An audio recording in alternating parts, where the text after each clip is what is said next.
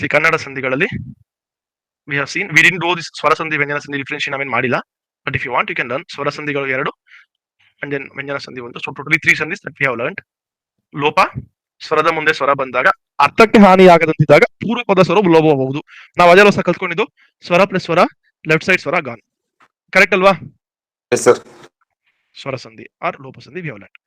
ಆಗಮ, ಸ್ವರ ಪ್ಲಸ್ ಸ್ವರ ಬಂದಾಗ ಮಧ್ಯದಲ್ಲಿ ಸಾಮಾನ್ಯವಾಗಿ ವಾ ಅಥವಾ ಯಾಕಾರ ಬರುವುದು. ವಕಾರಾಗಮ ಸಂಧಿ, ಯಕಾರಾಗಮ ಕಲ್ತ್ಕೊಂಡ್ವಿ. ನೆಕ್ಸ್ಟ್ ಆದೇಶ ಸಂಧಿ ಅಂತ ಬಂದಾಗ ಕಥಪಗಳಿಗೆ ಗದಬಗಳು ಆದೇಶವಾಗಿ ಬರುವುದು.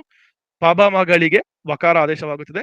ಸಕಾರಕ್ಕೆ ಚಾಚಾಜಾಗಳು ಆದೇಶವಾಗುತ್ತದೆ. ಇದು ಯೂಶಲಿ ನಮಗೆ ಪದಗಳು ತುಂಬಾ ಕಡಿಮೆ ಸಿಗುತ್ತೆ. So we don't go there, we see only with respect to ಕಥಪಗಳಿಗೆ ಗದಬಗಳು ಆದೇಶವಾಗಿ ಬರುವುದು. That is called as your ಆದೇಶ ಸಂಧಿ ಆರ್ ವ್ಯಂಜನ ಸಂಧಿ. Clear sir? Yes sir. Yes sir. Super sir. So next ಇವಾಗ now I'll give the example sir. You have to tell me which sandhi I am speaking of ಅಂತ. Okay? Yes sir. Okay sir.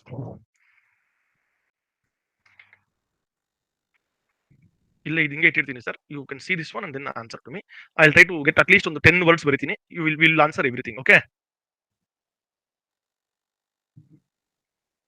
ಮಾತು plus ಇಲ್ಲ is equal to ಮಾತಿಲ್ಲ. ಲೋಪ ಸಂಧಿ. ಲೋಪ ಸಂಧಿ. Everyone with ಲೋಪ ಸಂಧಿ sir? Sir.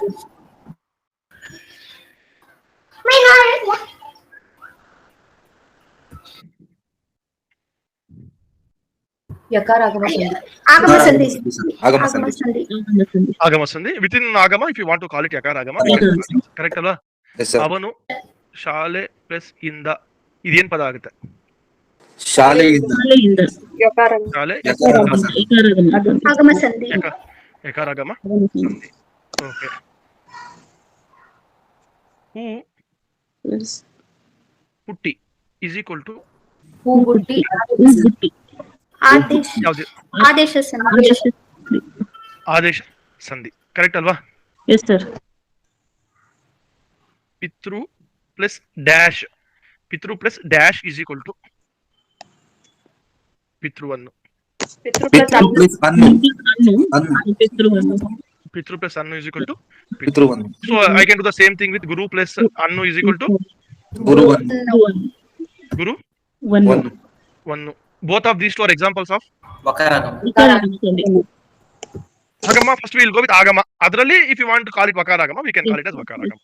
So basically they both are agama. Correct alva? Super sir.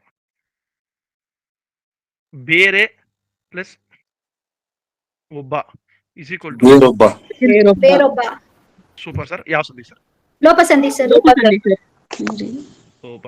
ಲೋಪನಾ sir? Everybody with ಲೋಪ? Yes sir. ಸೂಪರ್. ನಿನಗೆ ಪ್ಲಸ್ ಅಲ್ಲದೆ is equal to ನಿನಗಲ್ಲದೆ. ಯಾವ ಸಂಧಿ ಸರ್ ಇದು? ಲೋಪನೆ. ಕರೆಕ್ಟ್ ಅಲ್ವಾ? Yes sir. Super sir. ಅಲ್ಲಿಗೆ ಕನ್ನಡ ಸಂಧಿಗಳು ಎಕ್ಸಾಮ್ ಅಲ್ಲಿ even if they ask you to ಇದು ಯಾವ ಪದ ಆಗುತ್ತೆ ಅಂತ ಬಂದ್ರು you will be able to answer. ಇಲ್ಲ ಇದು ಏನ್ ಬರುತ್ತೆ ಅಂದ್ರೂ ನೀವು ಮಾಡ್ತೀರಾ. ಕರೆಕ್ಟಾ sir? Yes sir. You will solve 2-3 more words sir. ಕೊಡ್ಲಾ? ಇನ್ನೊಂದು 2-3 words ಕೊಡ್ಲಾ? Yes sir. ಕೊಡಿ ಸರ್. Okay sir.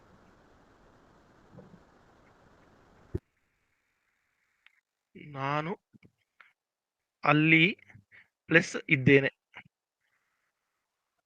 ಅಲ್ಲಿ ಪ್ಲಸ್ ಇದ್ದೇನೆ. ಅಲ್ಲಿ ಕರೆಕ್ಟ್ ಅಲ್ವಾ? ಅಲ್ಲಿದ್ದೇನೆ. ಅಲ್ಲಿದ್ದೇನೆ. ಕರೆಕ್ಟಾ?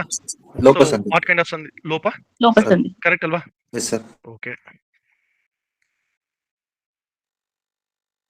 ಬೆಳ್ಳಗೆ ಪ್ಲಸ್ ಆಗಿ is equal to ಬೆಳ್ಳಗಾಗಿ. ವಾಟ್ ಕೈಂಡ್ ಆಫ್ ಸಂಧಿ is this one sir? ಲೋಪ ಸಂಧಿ ಸರ್. ಲೋಪ ಸಂಧಿ. ಓಕೆ.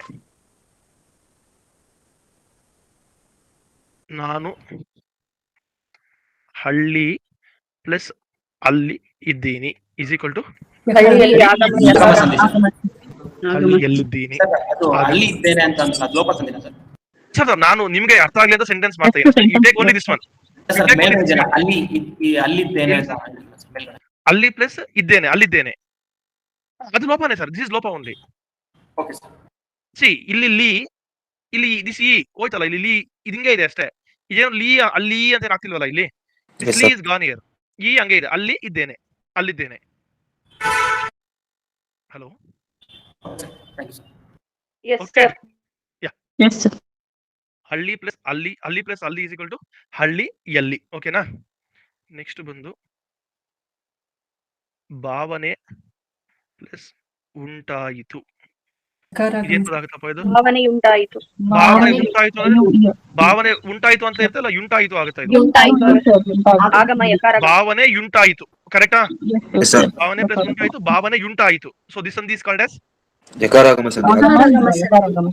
ಯಕಾರಾಗಮ. ಸೊ ಯಾ is coming in place of something, so ಯಕಾರಾಗಮ ಸಂಧಿ. ಕ್ಲಿಯರಾ ಸರ್? Yes, sir. ಓಕೆ.